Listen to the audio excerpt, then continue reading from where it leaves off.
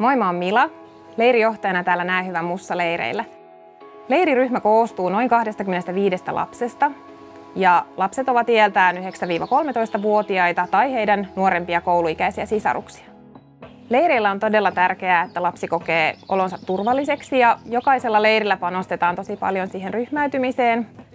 Keskeisenä päätavoitteena on tunne- ja vuorovaikutustaitojen oppiminen sekä itsetunnon vahvistaminen, ja niitä pyritään tukemaan pienryhmätoiminnan avulla, mielekkään tekemisen kautta. Harjoitellaan toimimaan erilaisissa ryhmissä, tutustutaan uusiin ystäviin ja turvallisen ilmapiirin kautta täällä on hyvä ja kiva olla. Leirit pohjautuu positiiviseen pedagogiikkaan ja keskiössä on hyvä huomaaminen. Meillä on ollut kaudella käytössä kehupurkki, josta lapset on innostunut tosi paljon. Lapset nauttii hirveästi siitä, että he saa antaa positiivista palautetta kavereille, tietysti myös kuulla sitä positiivista palautetta toisilta, sekä leirikavereilta että ohjaajilta.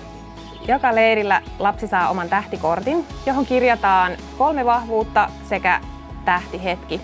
Tähtihetkiä on pohdittu yhdessä leirikavereiden kanssa, pienryhmissä ja välillä myöskin 2 kesken ohjaajien kanssa. Yksilöllisen positiivisen palautteen saaminen on erityisen tärkeää näille meidän lapsille. Tällaisilla työskentelytavoilla, jotka muistuttaa siitä palautteen antamisesta, tukee sitä, että jokainen lapsi saa varmasti positiivista palautetta meidän leirien aikana. Tavoitteet tulee ilmi leiriohjelmassa toiminnallisuuden ja leikin kautta. Lapset innostuu helpommin mukaan erilaisista peleistä, leikeistä, yhdessä tekemisestä. On todella helppoa ujuttaa niitä tärkeitä tavoitteita sinne toiminnan sekaan. Ohjelmaa suunniteltaessa pyritään huomioimaan lasten toiveet ja leirillä on myöskin mahdollisuuksia valita eri toiminnoista omia lemppareita. Tärkeitä teemoja leireillä on yhdessä tekeminen ja onnistumisen kokemukset.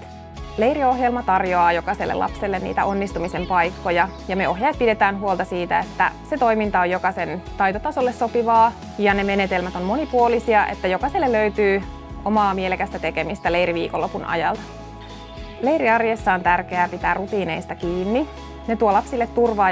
Meidän ammattitaitoiset ohjaajat on mukana koko ajan ja lapsille on tosi tärkeää se läsnä oleva aikuinen. Kerro ääneen, mitkä asiat jäävät erityisesti mieleen.